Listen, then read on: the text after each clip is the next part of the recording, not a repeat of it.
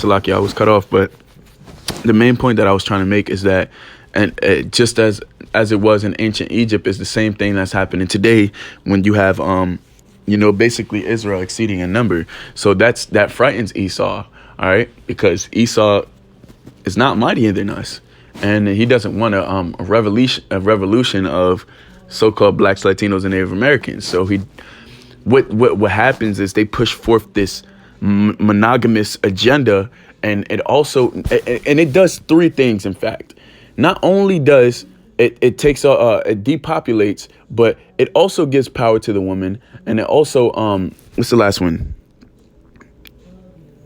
Shit. It gives power to the woman. Shit. Man, I forgot the three objectives that I had. That's why I wish I would have wrote this down. It's all good though. But monogamy, it pushes forth. And it emasculates the man, if I'm saying that correctly. Okay, so monogamy is like the best agenda that Esau could push to destroy our nation. Okay, because it depopulates the nation, it gives power to the woman, and it makes the men weak. Okay, because now if you're only dealing with one woman, you're not able to have that establishment as you would with multiple women, because you have to understand, as a family, when you have more people, it's like having workers. The more workers that you have for free, the more you can establish your establishment. Okay. And that's how a family was established, with multiple women, multiple children, and it would work for you, do the things that you need, take care of the house, so on and so forth. Okay, take care of the house, the children, and then children, your sons, so on and so forth. They would take care of the hard work. Basically, that's how you build your empire, with multiple women and multiple children. Okay. But that idea is shattered when you come to a modern day Babylon, because Esau has his own agenda, and he doesn't want the nation of Israel to exceed over him. He doesn't want the nation of Israel to exert power over him. OK, so this, mind you, prior to us being in captivity in modern day Babylon, which is America, monogamy was not pushed on us as a nation. Now, that's why we have to get scriptures like this. Let's go to Jeremiah. I believe it's, give me 1 second. Jeremiah chapter, let me see, Salakia. Salakia. It's in here. Oh, there we go. Let's go to Jeremiah chapter 31, verse 22. Okay. There's Jeremiah chapter 31, verse 22. It says, "How long wilt thou go about, O thou backsliding daughter? For the Lord hath created a new thing in the earth. A woman shall compass a man." So with monogamy, and that's the thing. So monogamy helped forth these curses that had to fall upon our people. Okay. Because the Heavenly Father said, okay, a woman shall compass a man, but it's just not going to fly out of nowhere. The Heavenly Father put certain agendas in place. He allowed Esau to put certain agendas in place to have these things happen. Okay, so one of those agendas, like I said, is monogamy. Now, if you look at monogamy on a grand scale, if you're only liable to deal with one woman, that means the reproduction rate of your family is almost slim to none. Okay, because what if that one woman that you're married to, technically to the state, if you're married to, she's barren, meaning she can't have children, then what? Depopulation. Okay, and on top of that, when you're subject to one woman, it gives all the power to her. Like a relationship works. Well, a man exerts dominance over a woman when he has multiple women. All right, but now we live in a world to where you have husbands saying, "Oh, my wife would kill me if I would do this." Okay, because they have fear for their woman, and they fear that the woman will leave. Okay, but if you have multiple women, you have multiple options, then you don't fear a woman leaving you. She has more of an incentive toward you. So that's why the scriptures say a woman shall compass a man. Now, when you look up that word compass in the etymology, it literally means to divide equal. Okay, so power is given into both hands, meaning that a woman is pedestalized just as much as a man is, or she's put on the same pedestal as a man, in which that breaks the rank and the order of the Heavenly Father. Okay, which is all a part of the curses, man. All right, so let's go back into this to this article, and then I'm gonna, of course, bring out some more precepts and basically collect everything together. So it says, in other words, the genetically encoded psychological machinery of a human mating behavior was built by and for a world in which striving for polygamy was often reproductively advantageous. That's why people living in modern societies often seem inclined towards polygamy. And mind you, it said polygamy and not polygamy, okay? Because polygamy means a man with multiple women, and which the Heavenly Father allows, okay? If you look at our forefathers from times before, look at Isaac, look at Jacob, look at Abraham, okay? Look at King Solomon. Look at David. All right? If you look at our forefathers from before, they've all had multiple wives. Okay? Which is not anything sci-fi. The only reason why it's sci-fi now is because we have these westernized cultures that are essentially pushed on our people and forced on our people. Okay? That's why a woman, she feels hurt when you so-called step out on her and cheat on her. Which you're not doing anything wrong. You're just dealing with another woman, okay? But in fact, if she deals with another man, that's considered adultery in the eyes of the Heavenly Father, okay? But since power is divided equally, a woman feels as if, okay, what if I did that to you? How would it feel? But you can't compare the two. You can't say that because the same things that apply to a man does not apply to a woman, okay? So it says, this last point raises a key question. Why have so many cultures attempted to abolish polygamy if our ancestors' environments were so polygamous? See, why is socially imposed monogamy the moral and legal prohibition of polygamy so common in modern societies? Or accurately, why is it so common in the West? Okay, and these are all questions that you may conjure up in a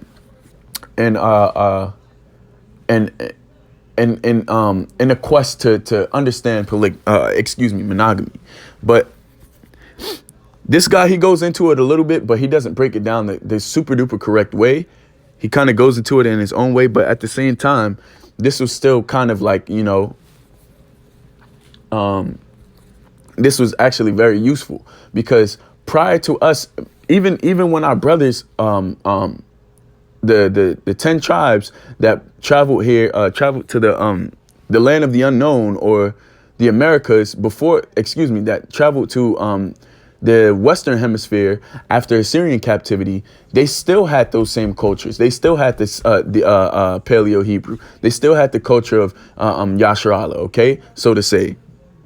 So it says, this point raises the question. Well, let's start. It says polygamy remains legal and common in many non-Western societies, okay, especially sub-Saharan Africa and Islamic countries. Monogamy's spread in the West had something to do with the influence of Christianity, but not as much as you might expect. Mainstream Christianity has always endorsed and enforced monogamy. Yeah, because I remember I was watching a video, or I was watching this little show with my mother, and it was a Christian, and he was singing some sort of poem or whatever, and he was like, and I pray, Lord, that I hope to never have as many wives as King Solomon. Like, what you mean, man? That brings glory. Okay, don't you know that a woman is a man's glory? Okay, that's what that. If you especially in righteousness, when we get in the kingdom of heaven, the more women we have, the more power we're gonna have. Okay, the more, and it's not even about the woman. The Heavenly Father is going to give us that power into where a woman is going to want to flock to us. And the scriptures, hey, and I also say this too, man. Whether your woman accepts it or not, it's gonna happen. Regardless, we're gonna go back to the culture that we had prior to westernized, basically wine or BS being imposed on us and being forced on us. All right. The Heavenly Father is going to reestablish our nation and the customs that we had before we were even here. Okay, before so-called blacks got brought to this land. All right. So it says, however, Christianity's condemnation on polygamy has never been as straightforward as anti-polygamy church leader who have preferred, because because no biblical passage explicitly prohibits plural marriages. Indeed, leaders of breakaway Christian polygamous sects like 1600 German Anabaptists and the 19th century American Mormons, it says, have always been eager to point out several central Old Testament figures are polygamists. That is very true. Abraham, for instance, had 2 wives simultaneously, and Solomon had 700 plus 300 concubines. Abraham with 2 wives. It says, so by the time Christianity began spreading through the Roman Empire in the 1st century AD, monogamy was already well established. But even though Christianity did not introduce socially imposed monogamy to the West, it did fully embrace this institution. Okay, it says, and as noted above, it was this embracement that ultimately led to monogamy spread throughout the Western world. Okay, because you can go on the Eastern side of the world and you can definitely have more than one wife. Okay, which that's the norm. And the women also understand that they're a possession to their man. Okay, because I remember, the Shah Prashad said this also, that the more east you go, the more holy it is. Because that's just how it is. That's the more eastern you go. Well, not to say that it's not wicked over there also, but the customs that they keep are very closer to the original. I'll say that. The more west you go, the more you get away from that culture. And that's predominantly why America has to be destroyed. All right. Because when you come here, that's when you have so-called liberation, the fictitious liberation. All right. And which you're not really free, man. You think you're free. Really, you just following somebody else's rules. All right. There's guidelines to everything, regardless of if you like it or not. So anyhow, it says, but enough about how monogamy spread throughout the West. Why did it spread? There isn't universal agreement about what the correct answer is, but a plausible answer is that the spread is because historically monogamous groups were advantaged militarily over polygamous groups. It says, Alexander, 1987, the ancient Greco-Roman and medieval European leader who embraced anti-polygamy laws, which this is Rome all over again. Okay, so as you've seen, as he's given this aura of anti-polygamy, you can see that the baton is basically carried to America, okay, which is modern day Babylon, which is Rome all over again, which is all these customs in one. All right. And just guess who it was that imposed these customs. It's the devil, man, the so-called white man. All right. So these are his customs. Now, let's grab it real quick before the spirit jumps. This is Deuteronomy chapter 28, verse. Oh man, I just had it earlier. Give me 1 second.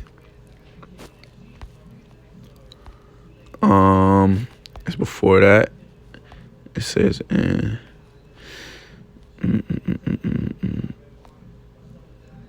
there we go. Let me start at 47. It says Deuteronomy Madabar chapter 28 verse 47. It says, because thou servest not the Heavenly Father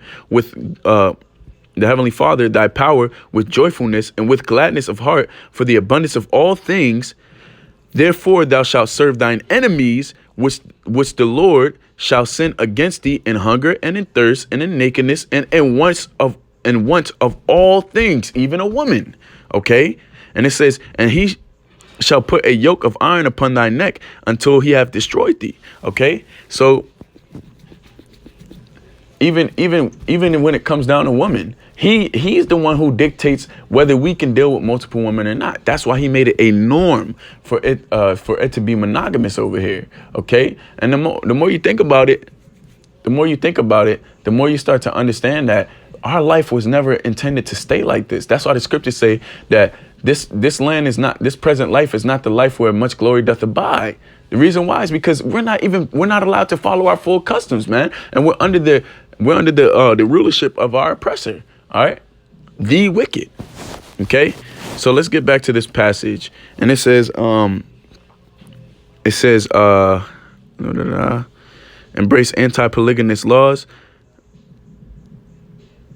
It says we're heavily invested in the business of war and their own society status, social status, and indeed survival often dependent on their ability to maintain large, well-funded armies. Now understand, Esau's also a homosexual, so that's why he only wants to deal with one woman, number one. And number two, Esau, the whole time, this Alexander the Creep, he was dealing with multiple men, okay?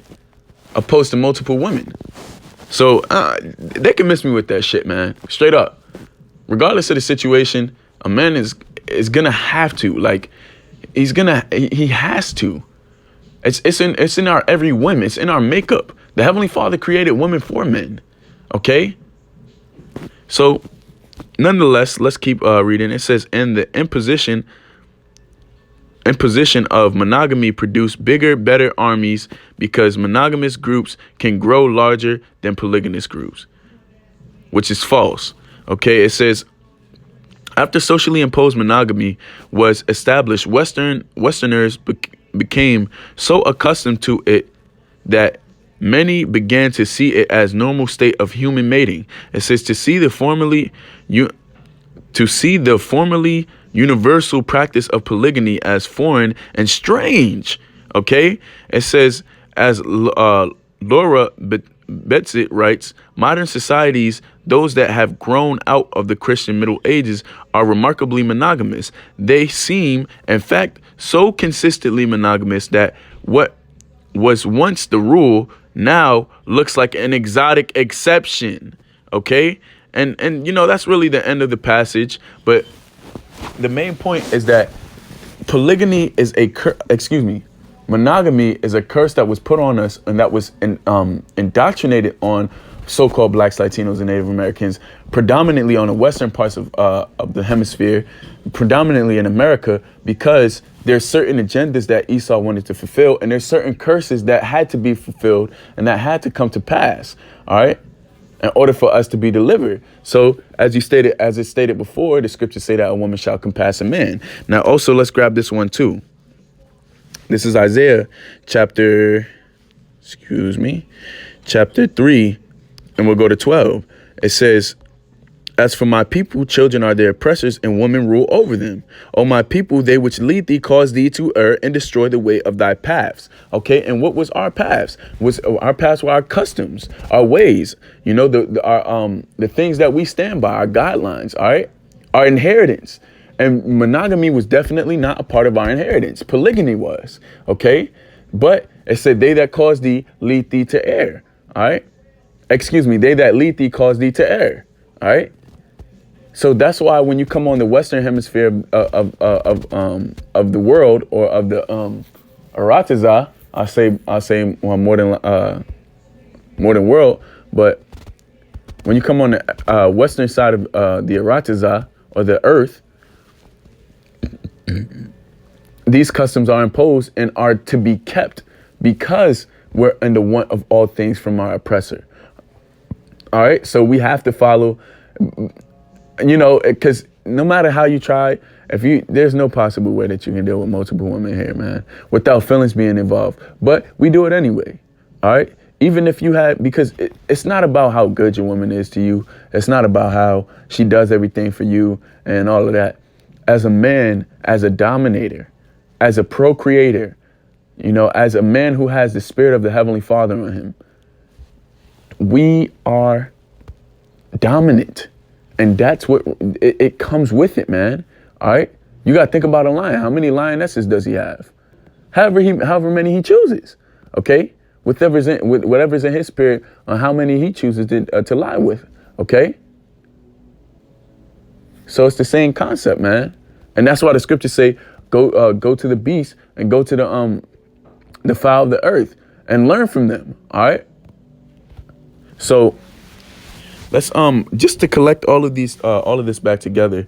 Polygamy was taken out of America. Polygamy was taken out of America, and monogamy was pushed on our people for three main objectives: so that the woman exerts power over the man, that population would stop, so we don't exert power over Esau, Edom, and number three, to emasculate the man. Okay, to take our masculinity away from us, because the more power that's given, that's why I brought this out. It says women rule over them. The more power that's given to a man, the more our nation, the more our nation flourishes. But the more power that's given to a woman over the man, the more our nation is destroyed. Okay, because especially in this time, our women are wicked. You know, so with that, I really pray that you were edified. This was just my take on monogamy again. Monogamy definitely is a curse that was placed on our people, because this is something that we definitely can't follow. And it's crazy. I was just talking to, one of these females I talked to or whatever. And she was just telling me like, yeah, my best friend had a boyfriend that they were together for so-and-so years. And she did literally everything for him, and I just don't understand why he would just go cheat on her and stuff like that. And I'm like, understand, it's not, well, of course she's not going to understand, but for the sake of this video, understand that no matter, your woman could be a supermodel, your woman could be the most humblest woman in the world, but you're still going to want something else. It's because it's a spirit that's within us. Scriptures say that we have a zeal, but not according to knowledge, meaning that these things, the way in our customs were installed in our spirit, whether we like it or not. That's why so-called African Americans, so-called Latinos, and so-called Native Americans always happen to just deal with multiple women, no matter what. Okay? And I'll say a lot of my family and the man who birthed me fits in that category too. So with that, I give all praise, glory, and honor to Yahweh Shem Yahweh Shai, Ba'ashem Kadash, Sheikh Kabah Gawala Rakab Zaquim Naba Aith, Wa Shalom, Wa Barakam Labakarim, Shiyasha Allah, Shalom Makim.